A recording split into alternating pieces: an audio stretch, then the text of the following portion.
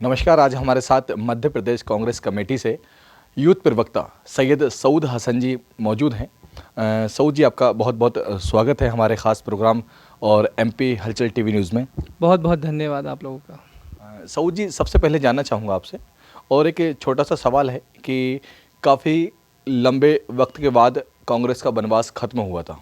15 महीने की सरकार रही थी और बहुत ही जल्द वनवास फिर चालू हो गया। तो जो राजनीति है, आखिर क्यों कांग्रेस अपने आप को दोबारा से मध्य प्रदेश में स्थापित नहीं कर पाई?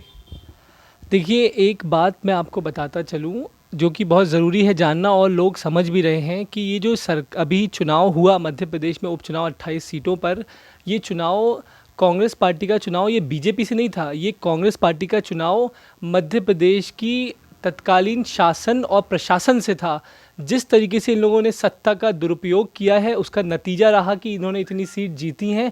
अगर ये पूर्ण तरीके से सही चुनाव अगर करवाते, अगर जनता ने जिस चीज़ को चाहा था वो अगर ये होने देते, तो जो परिणाम आए वो वैसे बिल्कुल भी नहीं होता। मध्य प्रदेश में जनता, आपने भी देखा, हमने भी देखा, कांग्रेस पार्टी के पक्ष में एक तरफा कमलनाथ जी और दिग्विजय सिंह जी के नेतृत्व में चलना चाह रही थी, मगर ये शासन और प्रशासन का दुरुपयोग करके शिवराज सिंह चौहान और सिंधिया जी ने ये किया जो आज हम सबके सामने है। तो सीधी सी बात है, आपका कहना है कि जो कांग्रेस का चुनाव था इस बार का, वो कांग्रेस वर्सेस बीजेपी ना होकर शासन और प्रशासन था। बिल्कुल, विदाउट डाउट यही सच बात है। अब विपक्ष में रहकर किस तरह के मुद्दे हैं और किस तरह से आप सरकार के प्रति अपना विरोध कहें या फिर अपने सवालों का जवाब आप मांगेंगे?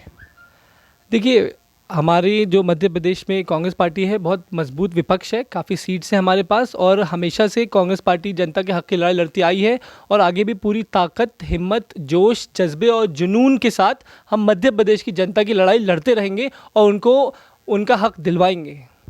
फिलहाल मध्य प्रदेश में बीजेपी की सरकार है और एक बड़ा मुद्दा जो है मध्य प्रदेश में गरमाया हुआ है, लव जिहाद। तो उसको लेकर आप क्या कहेंगे?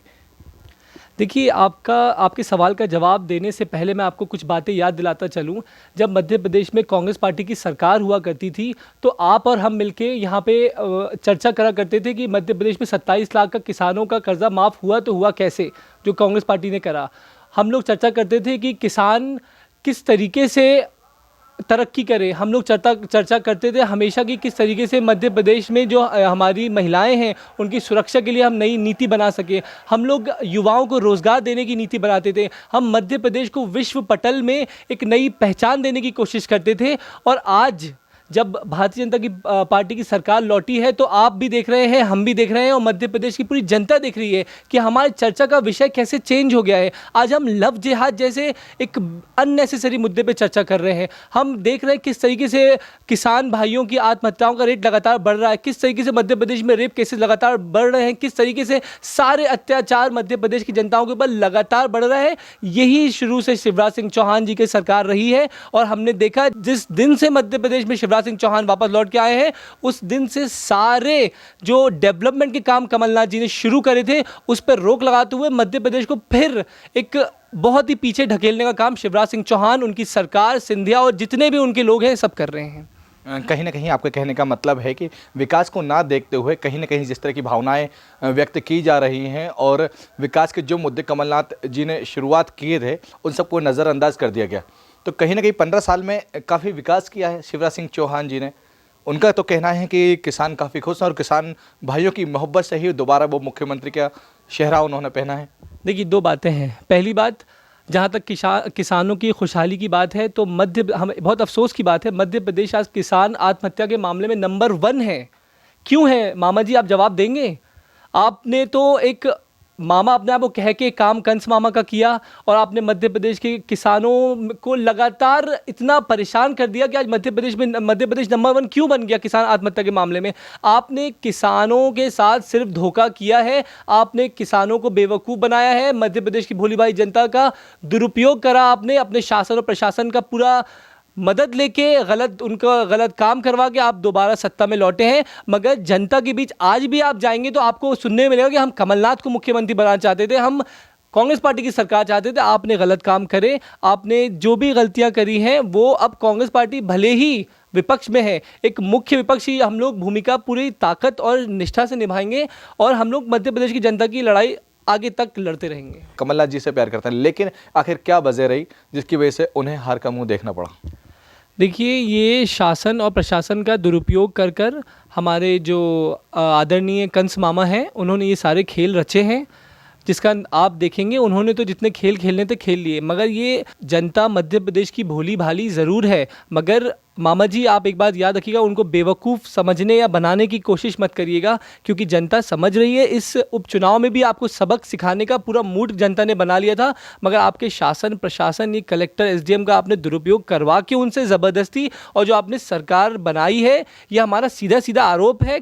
कोई इसमें डर नहीं है आरोप लगाते हुए। मध्य आप चर्चों, आप जहां पहुंच जाइए, हर चर्चों में आपको इस बात का चर्चा मिल जाएगा किस तरीके से शासन प्रशासन का दुरुपयोग करके ही शिवराज सिंह चौहान लौटे हैं। अभी किस तरह से, मतलब जिस तरह से विपक्ष में रखे, किस तरह की भूमिका रहेगी और किस तरह से अब मुख्यमंत्री पूर्व मुख्यमंत्री कमलनाथ जी अपनी बातों को रखेंगे? देखिए, महिलाओं की सुरक्षा का मुद्दा हो, चाहे किसान भाइयों को उनका हक दिलानों का मुद्दा हो, चाहे युवा भाइयों को रोज़गार दिलानों का मुद्दा हो, चाहे इस तरीके का कोई भी मुद्दा जो मध्य प्रदेश की जनता के हक की लड़ाई का एक हिस्सा है, वो हम लड़ते आए हैं। और कमलनाथ जी के नेतृत्व में, हमारे मध्य प्रदेश कांग्रेस के अध्यक्ष हैं वो हमारी टीम के कैप्टन हैं, उनके नेतृत्व में ये लड़ाई हम पूरी ताकत और ईमानदारी के साथ लड़ेंगे और मध्य प्रदेश की जनता तक अपनी आवाज़ पहुंचाएंगे कि हम आपके सुख और दुख दोनों के साथी हैं और हमेशा रहेंगे।